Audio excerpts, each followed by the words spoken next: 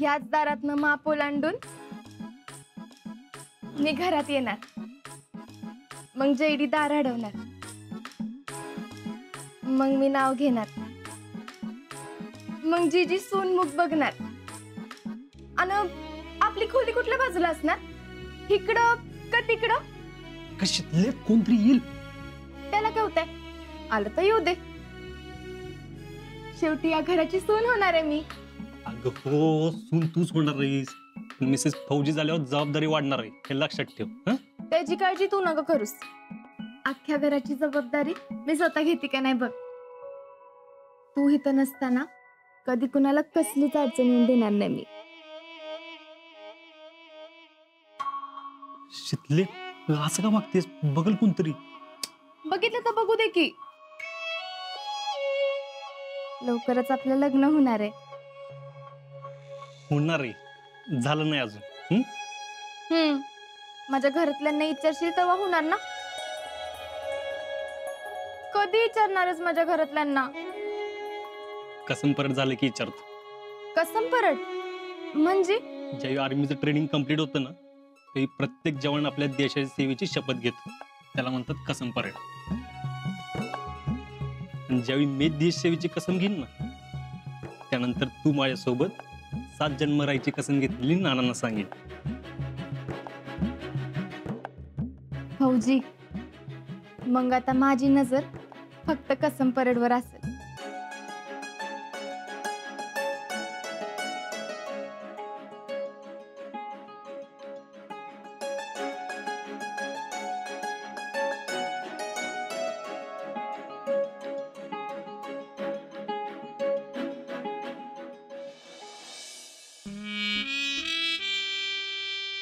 This is too much talent. काय चेष्टा लावली का आपली? आईला कोणी बी येते ना आमची चेष्टा करून जाते. काय चालले काय टॅलेंट? अहो भैया, समधी आपली चूक आहे. बाकीच्यांना बोलून काय उपयोग आहे तेव्हा? म्हणजे कुणी बी बोलेल त्याला बोलून द्यायचं का? नाही, घरातच बसतो आता आम्ही. बघन बघन दिन एक दिवशी सगळं पिटून.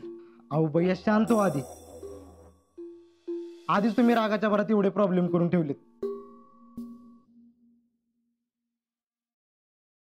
फेडरेशन अध्यक्ष, काय गुड न्यूज घेऊन आलं काय? होय, गुड न्यूजच घेऊन आली. लय मोठी गुड न्यूज आहे. अरे वा वा वा, बोला. काय बी झालं ना तरी तुमचं आणि शीतलचं लगीन मी होऊ देणार नाही. काय म्हणजे काय झालंय कळल का आम्हाला? कळल की, समजा कळल. माझ्या पुरी वाळ घेतला ना, समजा गावासमोर तुझी नाचक्की केली ना, आता बघतेच तुमचं शेतीचं लगीन कसं होतंय ती. मामी, हे बघा, तुमचं चिडणं स्वाभाविक आहे. मी तुम्हाला सांगतो काय झालं ते. काय झालं ते झालं.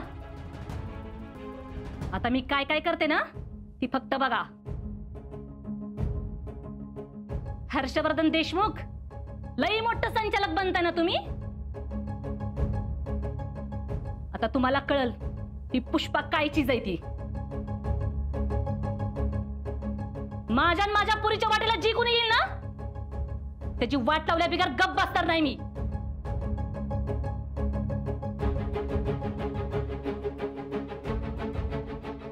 मामी, आम्ही काय मुद्दाम नाही केलेले हे सगळं. हो तर आम्ही तुमची माफी मागतो. अहो मग सगळ्या अख्ख्या गावासमोर तुम्हाला बोलायची काय गरज होती? माझ्या पुरीला काय हौस आली का इश मिसळायची? असला शिकवते का माझ्या पुरीला मी? उठसूट कोणी माझ्या पुरीला बोलताय? मामी, हे बघा, तुम्ही आधी शांत व्हा. आम्ही तुम्हाला सांगतो ना सगळं क्लिअर. काय क्लिअर फेरी करायची गरज नाही. तुम्ही आधी असं बोललात का सांगा. मामी, त्याचं काय झालं, आम्ही ते आम्हाला स्वप्न पडलं होतं मामी. माझ्या कपाळावर लिहिलंय का येडी हाय म्हणून मी? अहो मामी, खरंच सांगतोय मी. विचारा पाहिजे तर टॅलेंटला पण. काय झालं, मी झोपलो होतो मला स्वप्न पडलं. मग तसं झोपेत उठून मी पळत गेलो. अहो नाही मामी, खरंच शपथ, खरंच सांगतोय मी. तुम्ही राग नका मनात धरू. माझं जे काय अवलंबून आहे सगळं तुमच्यावर अवलंबून आहे. हो तर तुमच्या परत माफी मागतो मामी. तुमच्या पाया पडतो, तुमच्या पुरीच्या बी पाया पडतो मामी. माझ्याकडनं खरंच चुकलंय.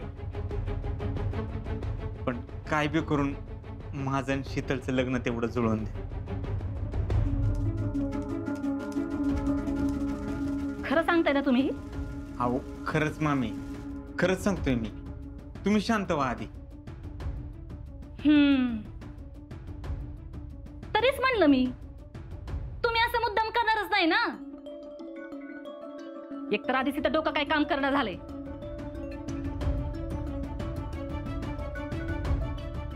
त्या अजिंक्यांचा समजा खर्च येऊन पडलाय ना अंगावर. काय करावं कसं करावं काही सुचना झालंय. मामी तुम्ही अजिबात काळजी करू नका. आजीचा जो औषध पाण्याचा सगळा खर्च असेल ना सगळं मी करतो. फक्त तुमचा आशीर्वाद पाठीशी ठेवा. पण आधी ते शीतलच्या घरी जाऊन सांगा काय ती. उगाच माझ्या पुरीवर आळ नका बरं का, सांगून ठेवते. सांगतो, सगळं क्लिअर करतो. पण तिच्या घरी कसं जायचं हेच कळना झाले. आता या मॅटरवरनं त्यांनी लग्न मोडायला नको. काय बी करा पण माझं तिचं लग्न नका मोडून देऊ. काहीतरी आयडिया द्या मामी. आता ते बी आम्हीच करायचं वय.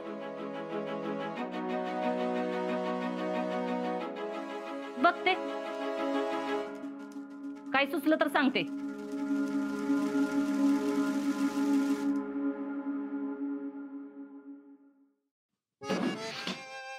आईला ह्या भिकारड्या बाईच्या पण पाया पडायची वेळ आली. भैया मामीला दुखवून चालणार नाही. कारण JSC-वरनं तुम्ही पवारांच्या घरात जो गोंधळ घातलाय ना त्यावर मामीनच पवारांच्या घरात तुमची क्लीन चिट देणं गरजेचे. त्यामुळे मामीला दुखवून चालणार नाही. तिला हाताशी घेऊन आपण बाजी मारली पाहिजे.